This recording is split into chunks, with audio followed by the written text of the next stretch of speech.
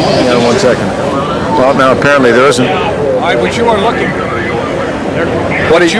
at. What are you guys going to do here? What are you going to? What you were looking at from a year ago is Seafair, Chip Hanauer driver, Bernie Little owner, and UHRA racing officials talking about, discussing. Well, there was a big misunderstanding here. What I was trying to explain to Bill Donor is that not only was he a very competent and really professional man, but he was a good-looking man as well. And he just wouldn't buy it. He just said, "No, Chip, I'm really not that good-looking," and it irritated me that he wouldn't believe me when I told him what a good-looking man was. For heaven's sakes! Well, all right. Needless to say, there was a dispute last year.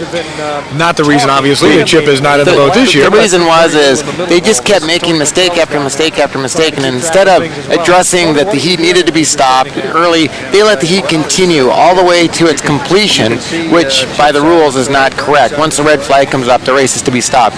Well, they restarted again, let us finish.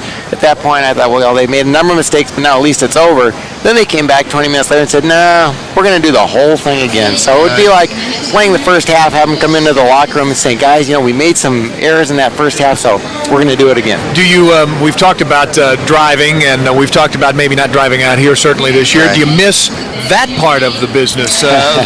Let's face it, I mean, these are team sports. There are going to be controversies. Right, no, I don't, because I anticipate a good argument here today with you, Steve. So I think at some point you and I are going to get to loggerheads here. Now, the only part I really miss is I miss the competition. I miss being behind the wheel and actually, competing. If you want to fight with somebody, why don't you go up to the start-finish line? Mike is up there. He's got lots of time on his hands. You can have a nice argument with him, don't you think? No, he's a much bigger guy than you are. That's true. He's a much bigger guy than most of us, as a matter of fact.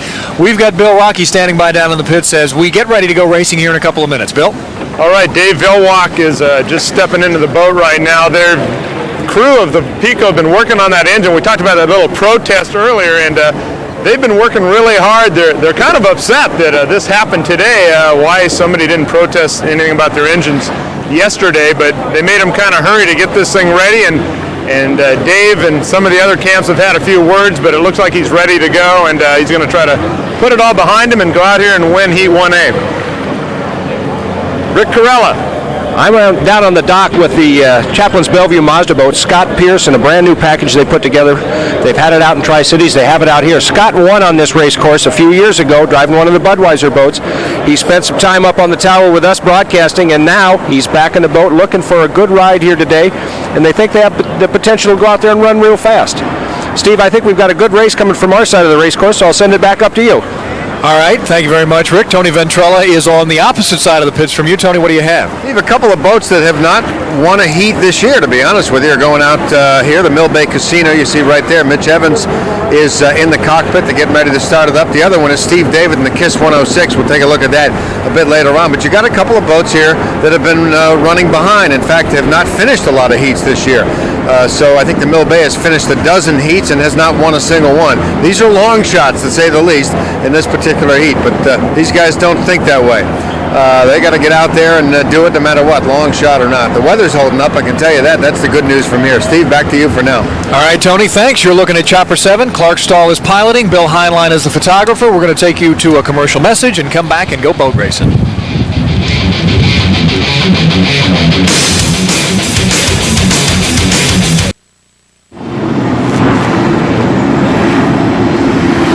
Boats are on the water. The Mill Bay Casino you're looking at there. We're ready to go racing. Let's head out to the start-finish line and Mike Fitzsimmons. Heat 1A is brought to you by Southwest Airlines, celebrating 25 years of love from Southwest to you. Seafair would like to thank DeWalt Industrial Power Tools. Tools for Heat 1A. We're underway now on the race course with our boats ready to go out here. Most everybody has checked in. It looks like everyone is in fact on the course, and now the task is to bunch together and get ready to go. Let's take a look at the combatants for Heat 1A now. In this one, of course, Dave Vilwalk back in the boat for the first time since a blowover. He has to be thinking about that south turn just a little bit, and he, of course, driving Fred Leland's backup boat, but still that's the Gold Cup winner, folks. Challenging Dave in the Pico is going to be the Allied Tellison Computers and Applications. Ken Muscatel climbs out of the South Park. Seems like every year he gets from a vintage boat into the first heat in his own boat and his Computers and Applications. Of course, Ken is from Seattle. The Miss Kiss 106, Steve David doing the driving, former T-Plus hydroplane, Jim Harvey, and he had to think about whether or not he wanted to get back into racing, decided, yep, I do. Steve stayed with him, so they're out here. Also in this one, the Linwood Honda Graham Trucking. This is a good driver, this Jimmy King. You watch him. He's on his way. This guy is a great Grand Prix driver. Of course, Bill Worcester's boat from Seattle area making its second appearance in 1996. And Jimmy King is definitely going to be reckoned with sooner or later. Scott Pierce, he got this boat going over in Tri-Cities for the very first time. Got it into the final heat. Did a creditable job in the Chaplin's Bellevue Mazda Subaru. Scott Pierce. And the only one with a piston power plant, of course, is the Chelan's Mill Bay Casino with Mitch Evans, Ed Cooper Jr. and Sr. out of Evansville, Indiana. And rounding things out, the Muckleshoot Casino, Miss Exide with Mike Jones and Lori Jones, of course, the owners of the race boat, and Mike will be at the wheel of the race boat as well. Yeah, he's still struggling trying to get on the race course out here, Mike. One of the problems that the guys have that are on the lagoon side of the pit area is that they have to make a right-hand turn. And the right side of this boat is a lot narrower because they're set up to turn to the left. When you make that turn, you get a big wall of water coming over. They put the fire out. They're still struggling down there trying to get the boat started. Yeah, this number 9 boat has been a bit of a handful to start almost all the time for some reason for Mike and company. The only one I saw actually fire it up very well was down Tri-Cities with Mark Webber. Just seemed to climb in it and go. Mike's had some problems firing, and he may wind up being an outer course hazard here because all the other guys are lined up and ready to go. And if we see the white flag displayed, there it is. Now Mike is out of it. Unfortunately for Mike Jones, he is out of it and not able to make a start. The white flag is showing, which means that the next time the boats pass by, we could get a start. And not only is it showing, but the wind, as Steve Rabel mentioned just as we came back, is blowing pretty good, and it's standing straight out, that white flag is. So the guys on the front straightaway are going to be have to be very, very careful. And, of course, thinking about that in the inside lane, lane 1, is going to be the Pico's American Dream and Dave Villwalk. So they round out the corner in pinwheel formation, and that's exactly the way they should be. You should be able to see the profiles of each of the race boats as they come through the corner.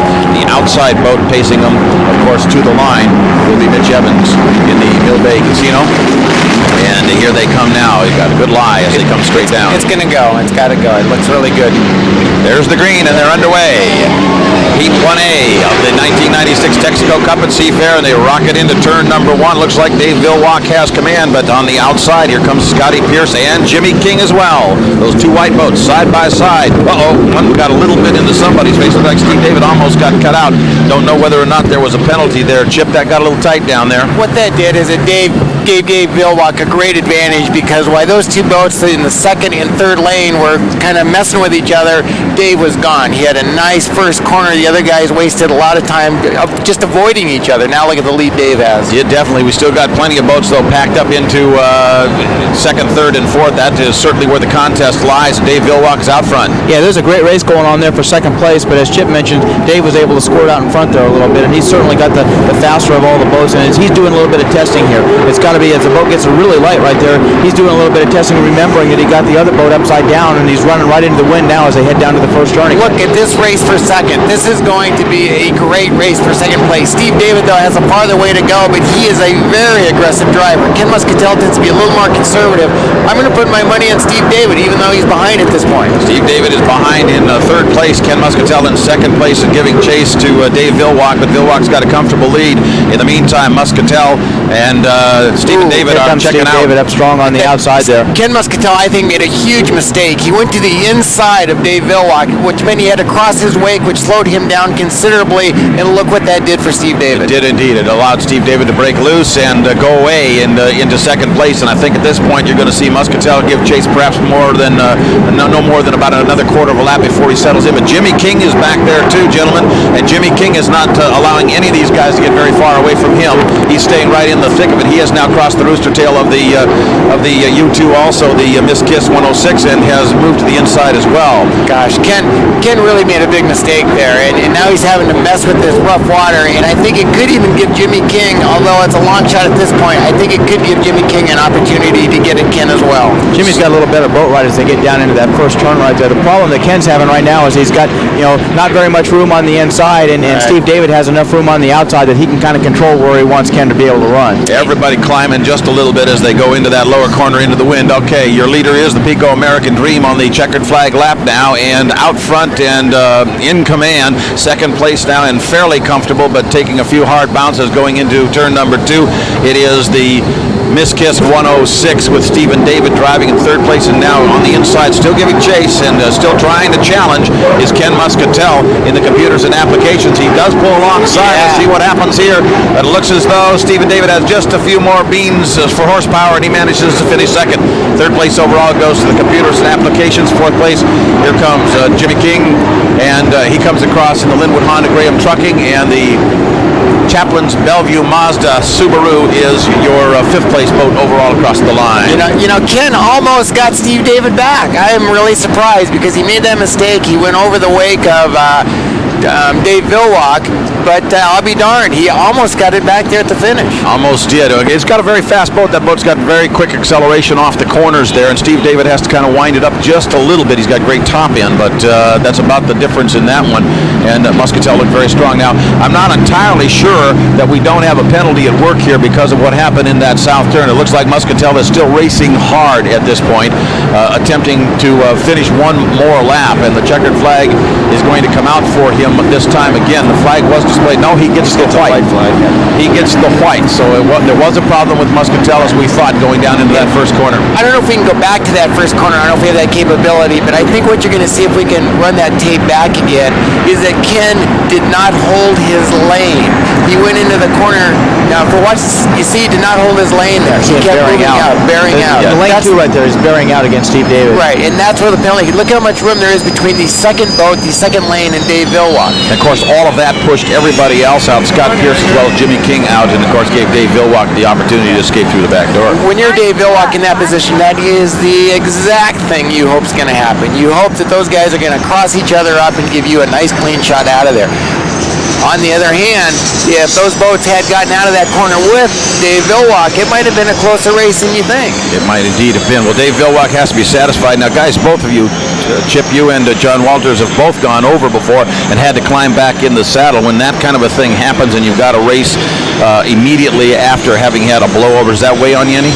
For me, it takes, I don't know about John, for me, I say it takes 3 to 4 laps before you have it completely erased from your memory banks, but it took me that many laps. Yeah, when you're sitting there in the boat, getting ready to start again and go back out, you think of all the things that could have happened and maybe, came really close to happening. But for me, as soon as, I hit the starter button and was motoring away from the dock and getting up on a plane, all your attention is just, has to be focused on the matters at hand, and that's driving the So race one would boat. have to conclude that Dave Villwalk is shaking all that loose. He's not even thinking about it. And I think 2 things, and I hope whoever talks to Dave mentions, I think one of 2 things is going on.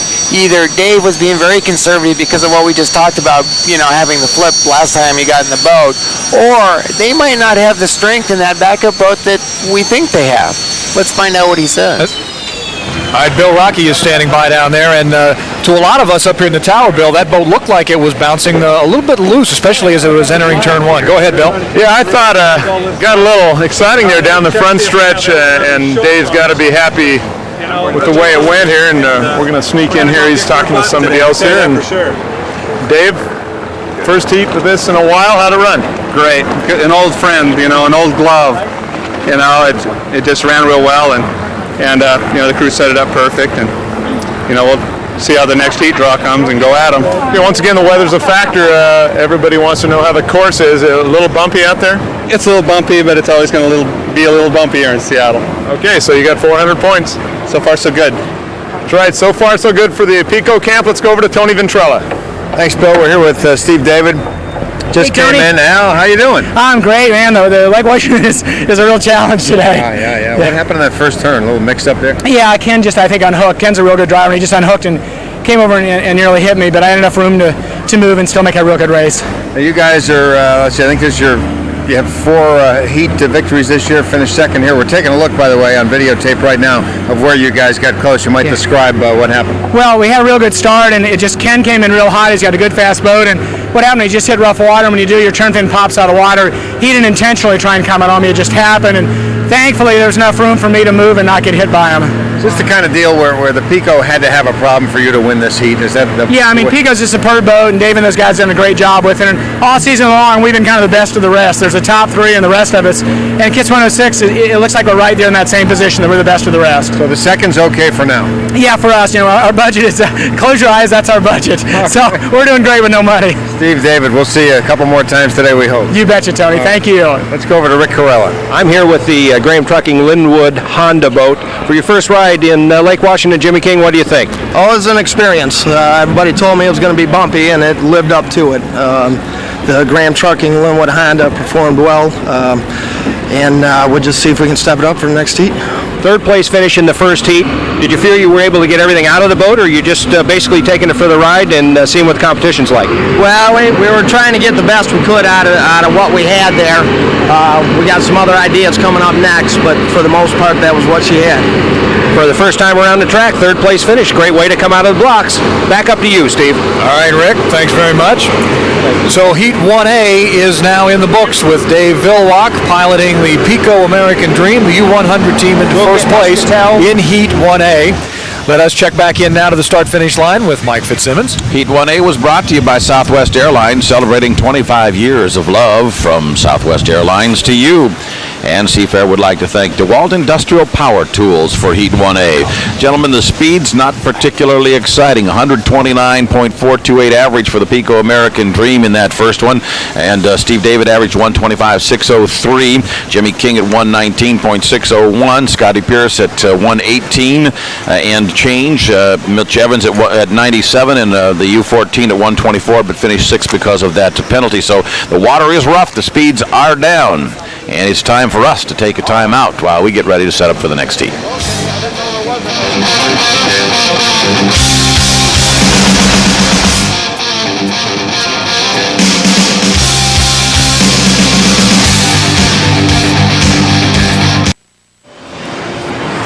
Hey, it's Seafair Sunday over Lake Washington. You are watching a black and red MiG-17 demonstrating the high G-force turns and aerobatics. This is MiG Magic.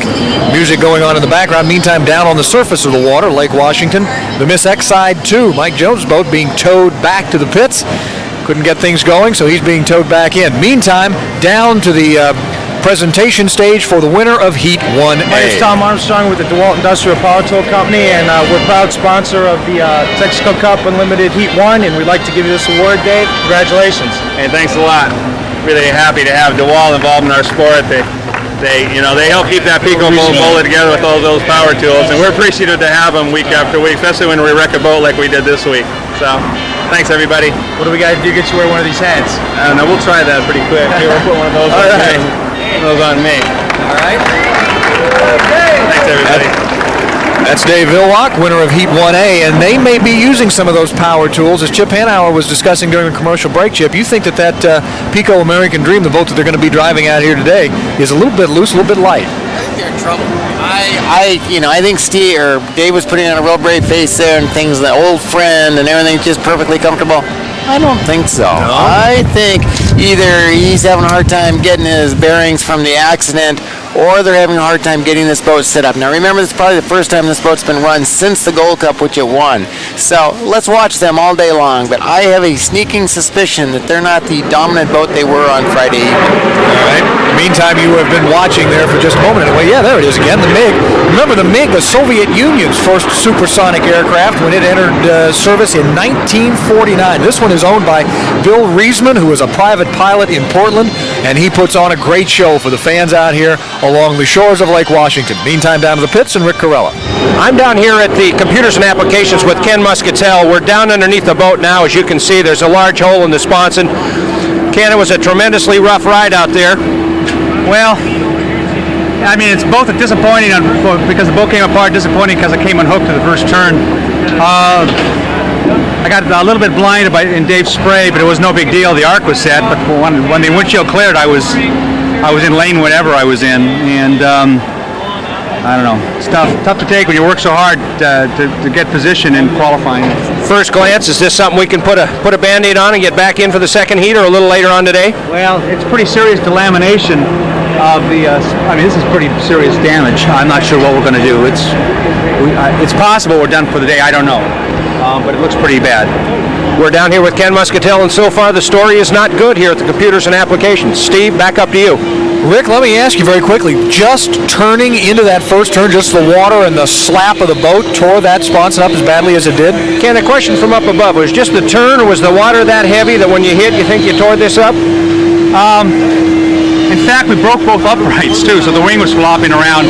So the boat started dropping on its nose real bad down the straightaway and into the corner. So it probably broke the upright first and then started slamming down on the water, and that was what probably did it. That's a chain of events. Lake Washington again takes its toll. It's as rough as it looks from the tower. It's rougher than the water. That's first-hand information, Steve. Back to you. All right. Well, we have a guy up here who's been in rough water, too. We'll talk to Chip Hanauer about driving the chop out there on Lake Washington. Meantime, we take a break. We've got Heat 1B coming up in a couple of moments, and the air show continues here over Lake Washington. Stay with us.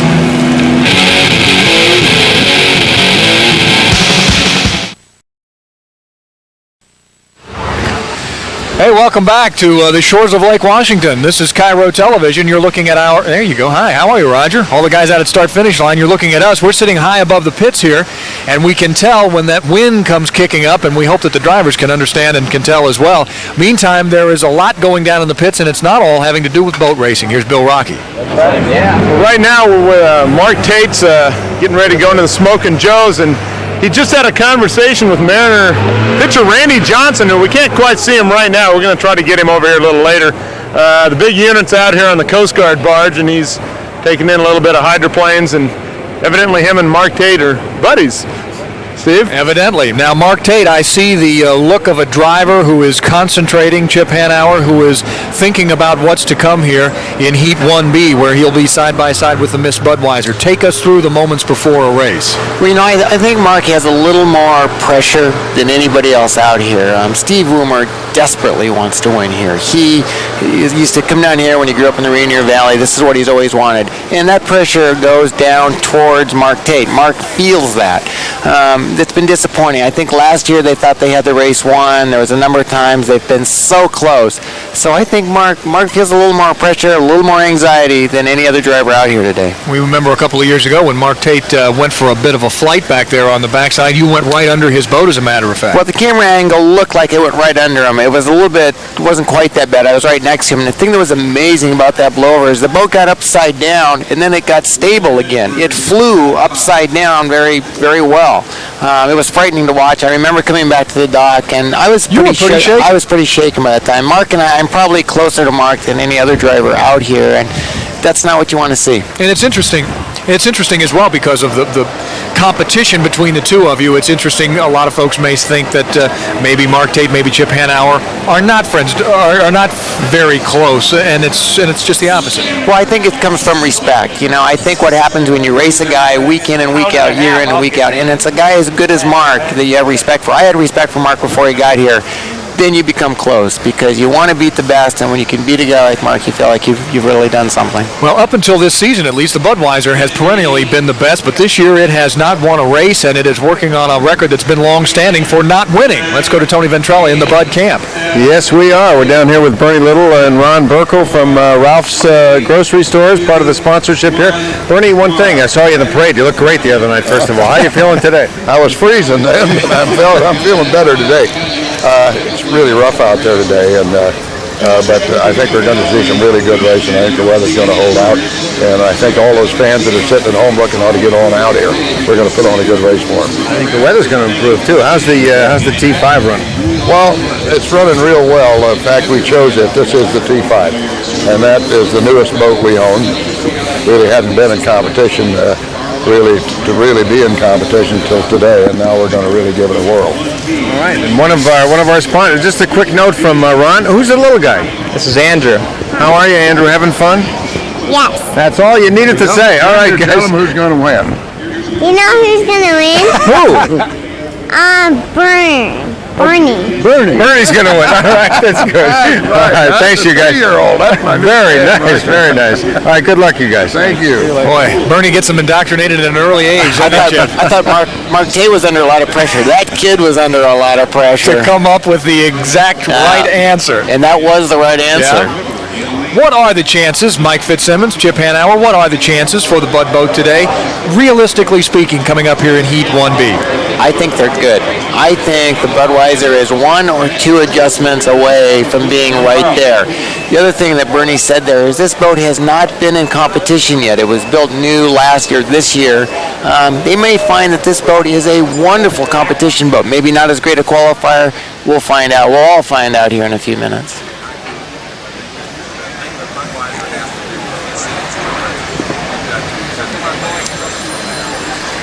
I agree. All right, 6 races for losing, or make that not winning at least, 6 races for the first time since 1979 is the Miss Budweiser team. That's tough. You know, Bernie's a tough competitor, and he hates to lose. He will do anything and everything he can that's safe and legal to make his team a winner. I think they've made a lot of changes. They're trying, at this point in the season, their desperation is setting in, and they will try things that they probably would have never thought of trying before.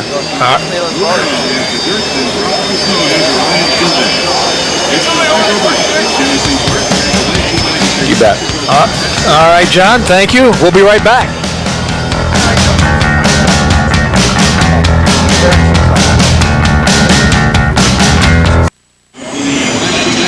While they're making some adjustments to boats in the pits, those in Heat 1B are out on the water, and for that we go to the start-finish line now and Mike Fitzsimmons. And Heat 1B is brought to you by Dodge. See the great lineup of Dodge cars and trucks at your local Northwest Dodge dealer. Seafair would like to thank Golden Grain Mission Pasta for Heat 1B. And they're shining up a propeller for a later use, certainly. And I noticed while the Appian Geronimo was going in the water that you, John Walters, were very, very interested in that. Let's take a look at the lineup for this particular heat. And, of course, in lane number 1, it's going to be Mark Tate. And I think Chip's exactly right. This guy's got a lot of pressure on him. This is so important for Steve Wimmer to be able to win here at home. He's wanted it badly. He thinks he's got the best chance ever today with the Camel-powered Smokin' Joes.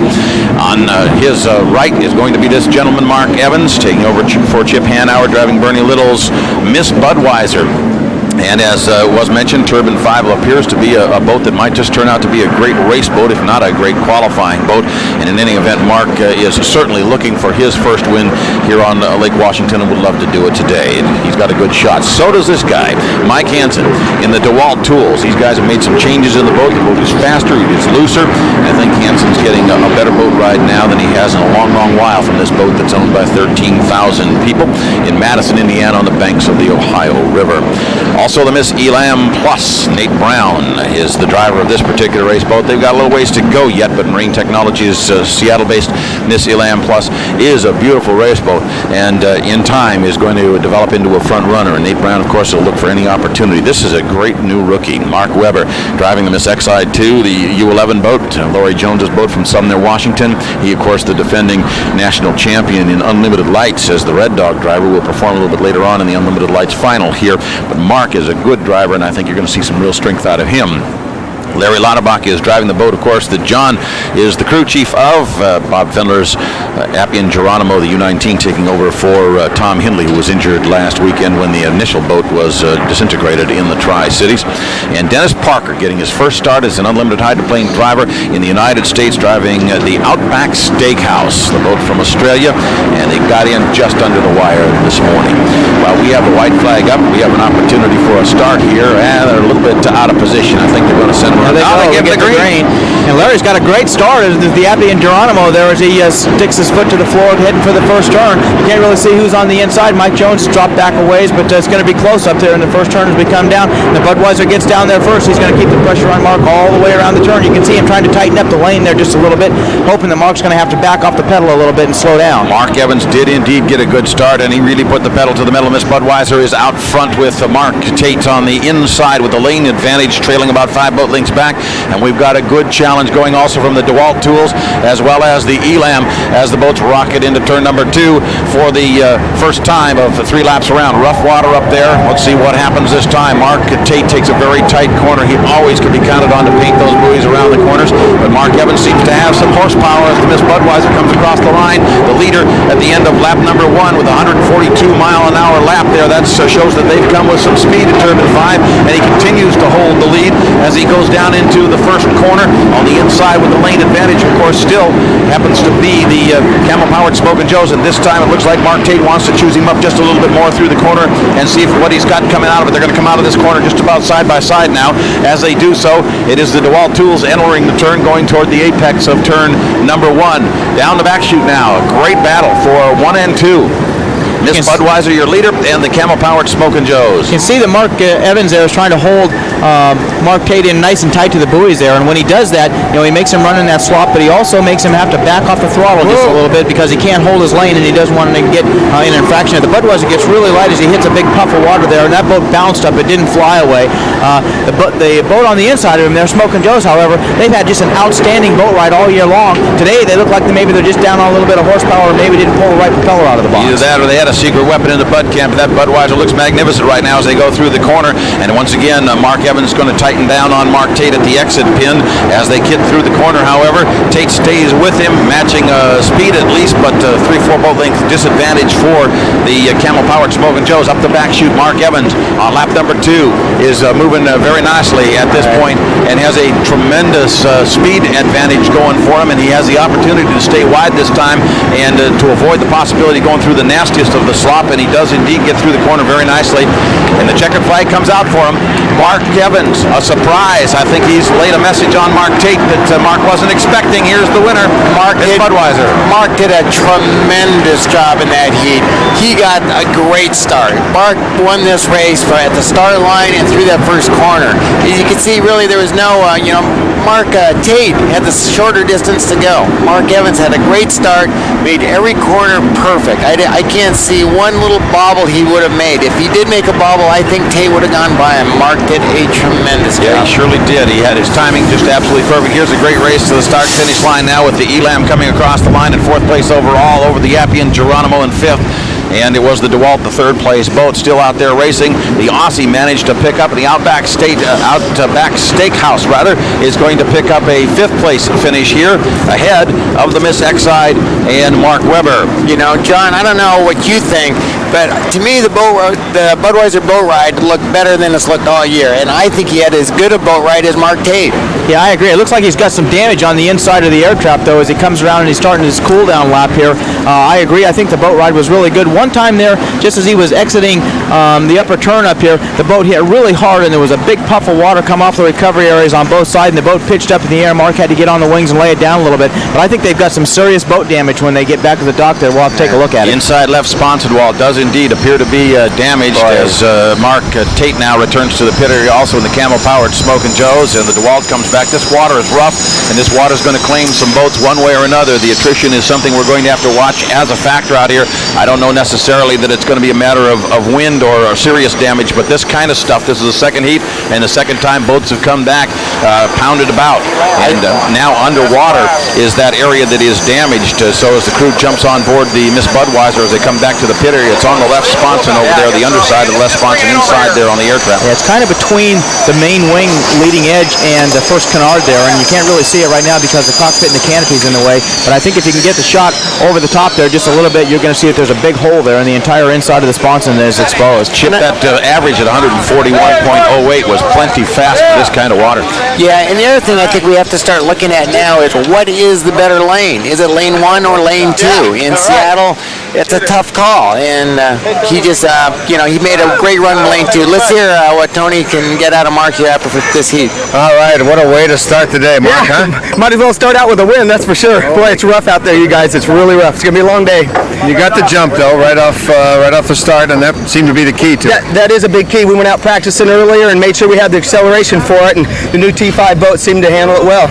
Seemed to get a little bumpy in the north turn, and the south turn too. Yeah, the south turn, that other straightaway, the back straightaway, and the front straightaway, so it's rough all the way around, but T5 boat did really well, and we're happy for the win.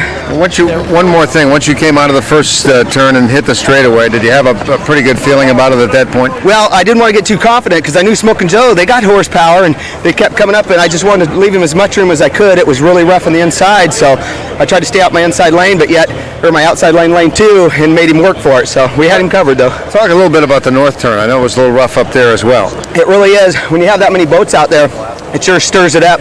We had the trail. Did the Aussie boat make it out there? You know, he made it out there. I don't know if he made it in. Okay. Well, it's rough all the way around, but it's going to be a long day. We're going to stay out front as much as we can. We'll wait and see what the next draw comes up with. Go from there. All right. Terrific start for you, Mark. Okay. Hi, Moms. See you tomorrow. Let's toss it over to Bill Rocky. Thanks, Tony. Here with Smokin' Joe's driver, Mark Tate. And Mark, Budweiser got a great start there, didn't they? Well, we got a good start, got through the first turn clean, and we just got to get our boat to settle down a little bit right now. It's getting awful light down the front chute, and just can't utilize a lot of the power. What's it like out there? It's pretty roly-poly. It's typical Seattle water. It's pretty sloppy. Were you surprised that he had a little more power there than maybe you thought he was going to have? No, not really. You know, they're going to run good, and when you get out front like that, you can definitely keep the guy on the inside pinched down in, and every time I had opportunities to pull up on him, the boat was getting light on me, and I just couldn't utilize the power when I needed to. You guys really want to win here. It hasn't happened, and you want it bad, don't you? Well, we've always had great success in the preliminary heats and a bad final. Well, we just had a little bad luck in the preliminary heat, not the success that we wanted, so maybe come final, we'll be there. Okay, Mark Tate with the second place finish. Let's go back over to Tony Ventrella. As you guys know, I was the backup driver for the Elam Plus. I did not drive this time, but this guy did. Nate Brown, fourth place finish. Not a first, not a second, not a third as far as that goes. But it's not bad. a fifth. It's not a fifth. It's not a fifth. Good point. Rough out there? I can hardly hear you. Us drivers, we have these things in here. You got yank that. Oh, how in the world did you fit that, first of all? Well, they made moles. The problem is when they first made these moles for me, they stuff a bunch of goo in your ear, and they kept stuffing. And when they pulled it out, it was this big old glob. So I had to cut it down so it would work for me. So you guys, when you're in a race with the Smokin' Joes and the Miss Budweiser, how do you approach it? What's your strategy? You want the best finish ever? You're hoping somebody breaks? What do you do? Well, you're hoping somebody breaks. Yeah, no. Actually, the position we are right now, the Elam Plus, we're not the fastest boat, so we're trying to dial in some boat ride, and hopefully we're trying to get to the point where we're in the final. Once we're in the final, I don't care. Pull the plugs. Let it fly. Hey, let it fly, yeah, but we got to get there first. Okay, listen, I'm very glad that you're driving in that. And you did a great job in that backup driving job. Do you want to drive the next heat? Yeah, I'll back up for the next one. Oh, okay, yeah, he'll back up. Don't back up too far, Tony, you'll fall off the boat. That's a good point. Listen, we're going to toss it back upstairs. All right, the Nate and Tony show continues for another year. Meantime, you're looking once again at the Red Baron Stearman Squadron, the smoke trailing biplanes. Travel from city to city, this barnstorming group, and they're going to be dazzling the folks along the shores of Lake Washington. And once again, as we check those crowd numbers, looks to be down a little bit. A lot of folks, I think, may be concerned about the weather, and we've already had a couple of heats of racing and pretty good racing at that, and Chip is noticing race speeds here. Let's talk about that quickly. I think there's a story to be told here.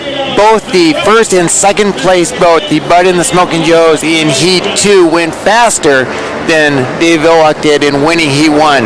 The fastest lap that Dave had in the Pico's boat in Heat 1 was 1:33. The slowest lap of the other two boats in the second heat was 1:39. So I think we're seeing a big change here. You don't think it was just the Pico laying back a little bit, not being really pushed very hard? Right, these are unofficial results, but no. I would say if it was maybe 3 or 4 miles an hour, but these are big changes. Listen to these laps for the Pico. 133, 128, and 125 versus 142, 141, and 139. Those are big numbers. Big difference. Well, here are the results of Heat 1B. Miss Budweiser, Smokin' Joe's, DeWalt Tools in third. Meantime, let's head back downstairs. Rick Carella's on the pit line there. I'm down here on the dock with the captain of the Aussie Endeavor. Welcome to Seafair. How's that water out there, Dennis Parker? It's water like I've never seen before. I'm not a fisherman, but I'm sure that they get that sort of thing out in the ocean. What do you think? Your first competitive lap with the big unlimited, you finished. You saw the start, you saw the finish. You can't ask for more than that first time out. No, that's about what we were hoping for. Looks like we've come back in one piece. I was watching which way everybody was going. Close enough to see them finishing, so it's been a really big improvement, and we're just happy to have finished this and got it under our belt.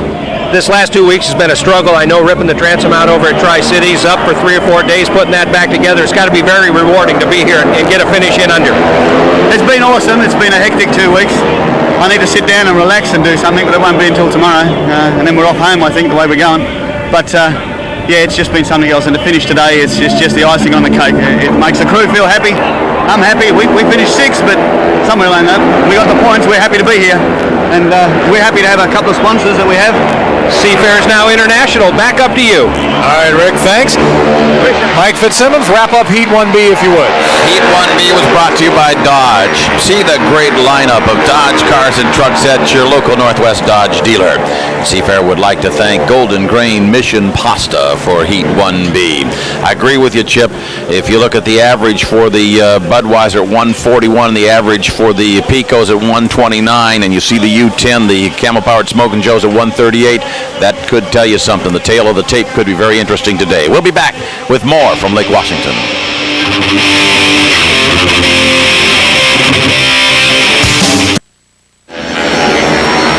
Hydro and air show fans along the shores of Lake Washington have already been treated to Heats 1A and 1B, and a great air show going on right now behind us. Meantime, down to the presentation stage. Fred Stork with Golden Grain Mission Pasta.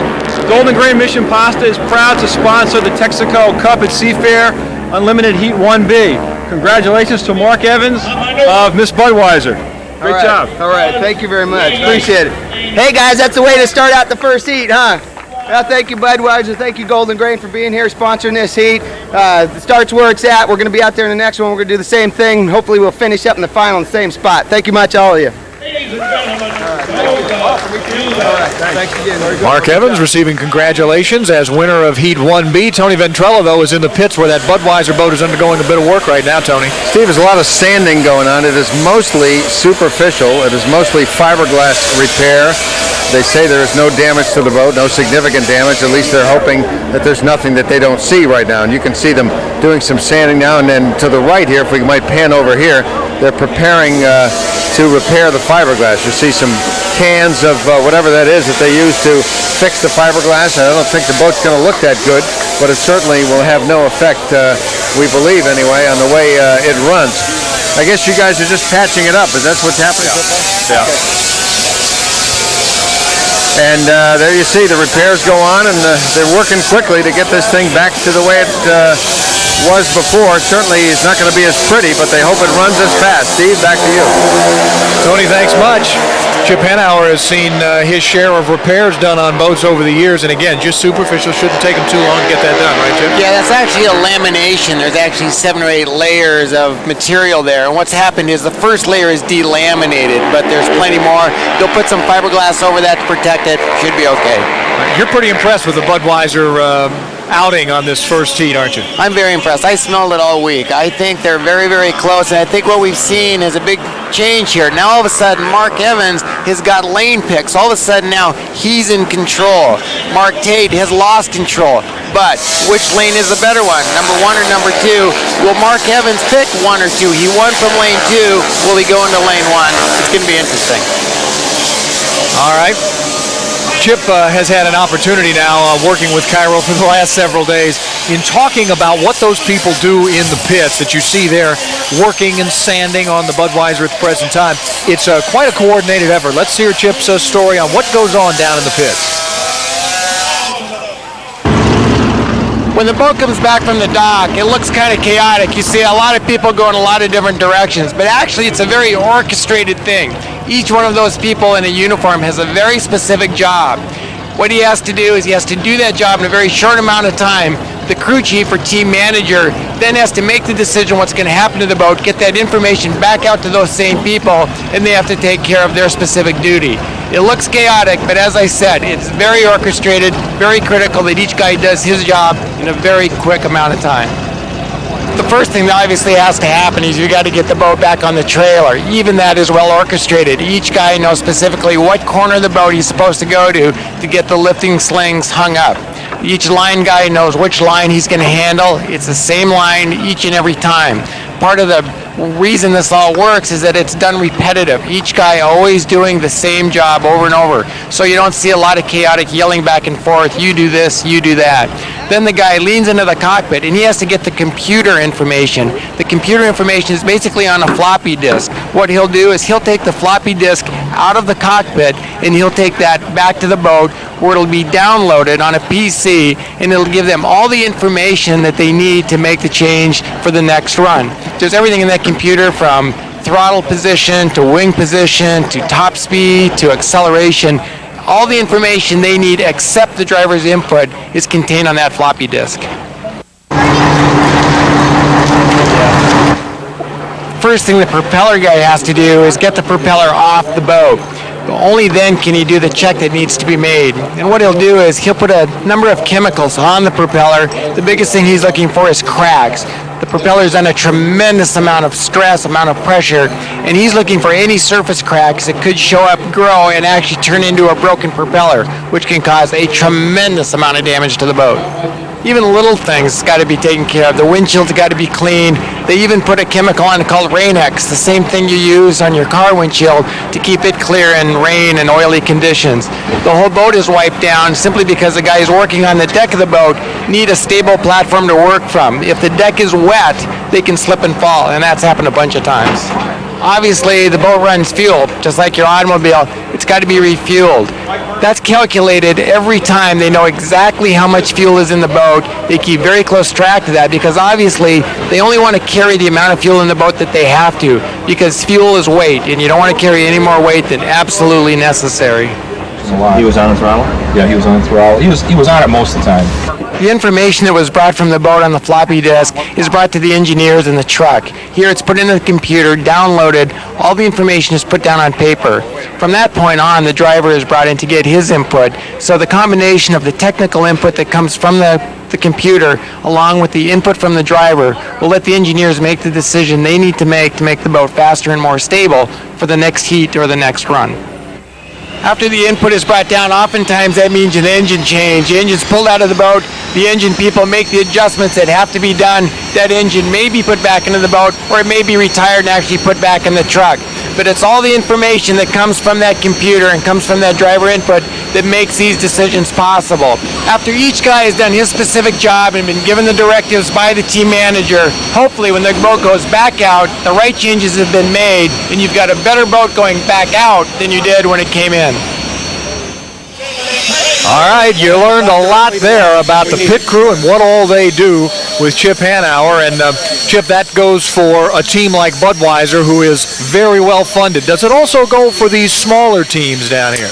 Not to the extent. Now the Smokin' Joes, the Picos, and the Budweiser are all very similarly run.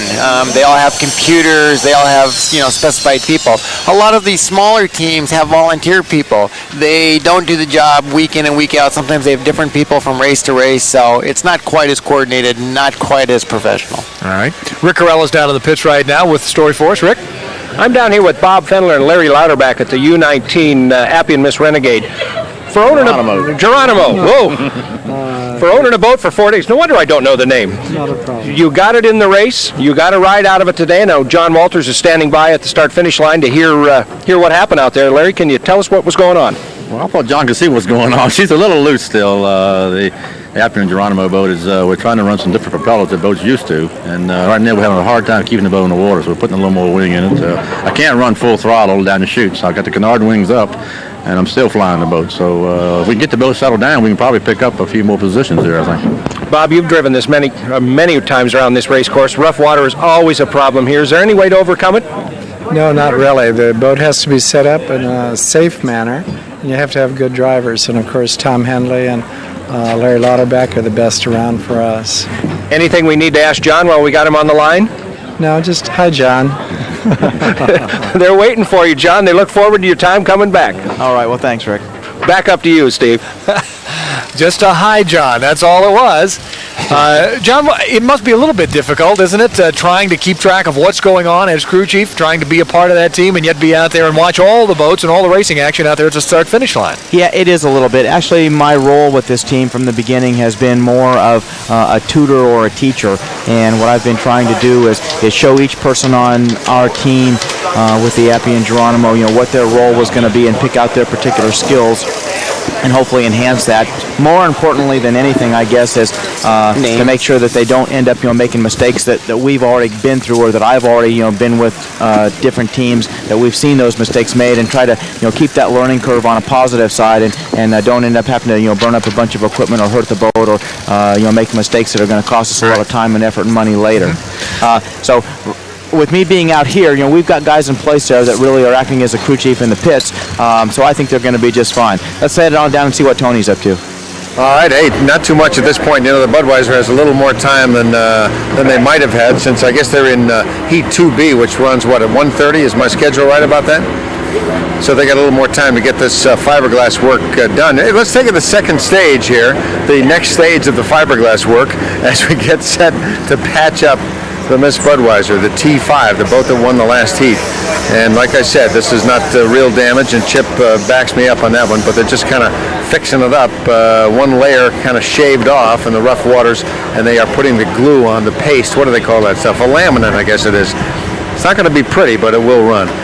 We'll come back and go down the list and see if we can find some other stories on this side for you. But right now, the Miss Buds got a little while before they have to get back on the water. So I think this stuff will be dried and ready to roll. Back to you guys. All right, Tony, down in the pits. Tony Ventrella, thanks, along with Bill Rocky and Rick Corella, part of our broadcast team. Our Margaret Larson is out there amongst them as well.